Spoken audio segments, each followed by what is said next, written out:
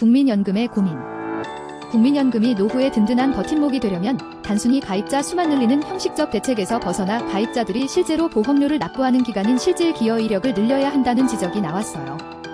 현재 국민연금은 생애 동안 총 40년 가입해 보험료를 내는 상황을 전제로 설계돼 있지만 현실 속 국민들의 가입 기간은 이 기준에 턱없이 못 미치기 때문이에요.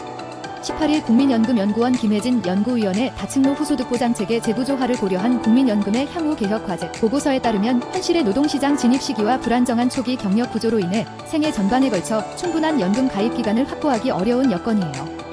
실제 국민연금 신규 수급자의 평균 가입 기간은 2022년 기준 19.3년에 불과한 실정이에요.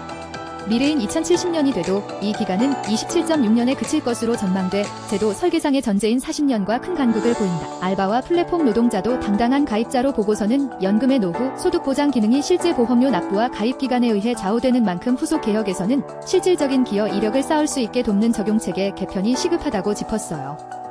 우선 초단시간 노동이나 일용직 플랫폼 형태의 일자리에서 연금 적용 제외와 납부 예외가 반복되는 문제를 해결하기 위해 사업장 가입자 적용 기준을 재정비해야 한다고 제안했어요. 노동시장 구조 변화와 인공지능 확산 등 향후 고용 환경 변화에 맞춰 다중사업장과 플랫폼 환경에서도 사용자와 노동자가 보험료를 실효성 있게 분담하고 징수할 수 있는 중장기적 실행 방안이 필요하다는 것이에요. 초기 가입 이력 형성을 지원하는 방안도 주요 과제로 꼽혔어요. 현행 제도에서는 소득이 없는 18세 이상 27세 미만의 청년이 원칙적으로 가입 대상에서 제외돼 노후 준비의 출발 자체가 늦어지는 원인이 돼요. 청년층이 더 이른 시기부터 가입 이력을 만들 수 있도록 18세부터 가입 기반을 넓히는 방안을 검토해야 해요. 청년기에 보험료 지원을 받아 가입 이력이 한번 형성되면 향후 휴직이나 실직으로 보험료를 내지 못하더라도 나중에 밀린 보험료를 내는 추후납부 제도를 활용할 수 있는 기반이 되기 때문이에요. 군대와 출산 공백 국가가 끝까지 책임져야 보고서는 사회적으로 가치 있는 무기여 기간을 보전하는 크레딧 제도의 범위와 재정 책임도 다시 짜야 한다고 조언했어요. 출산과 군복무 외에도 실업이나 가족 돌봄 같은 시기는 개인의 선택으로만 돌릴 수 없는 사회적 성격을 지녀요. 국가가 이를 지원하지 않으면 국민연금은 안정적인 근로 경력을 가진 집단에만 유리한 제도로 남게 돼요. 비용 부담 측면에서도 가입자 개인의 보험료나 기금에만 의존하기 봐요. 국고 분담을 늘리는 것이 타당해요.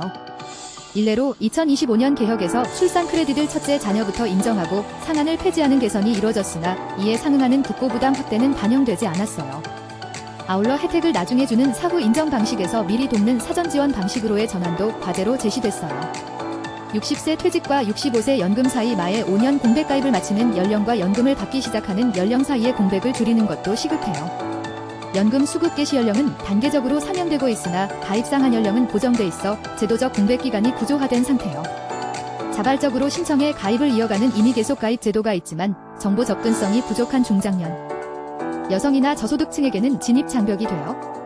특히 정년이 60세에서 65세로 연장되거나 계속 고용이 확대될 경우 일하는 기간은 늘어나는데 연금 가입은 조기에 종료되는 불일치가 발생하므로 가입 상한 연령과 수급 연령의 정합성을 높이는 패키지 개혁이 동반돼야 한다고 보고서는 지적했어요. 마지막으로 저소득층 지역 가입자에 대한 보험료 지원 정책을 단기 사후 보완해서 상시 기여 유지 방식으로 전환해야 한다고 강조했어요.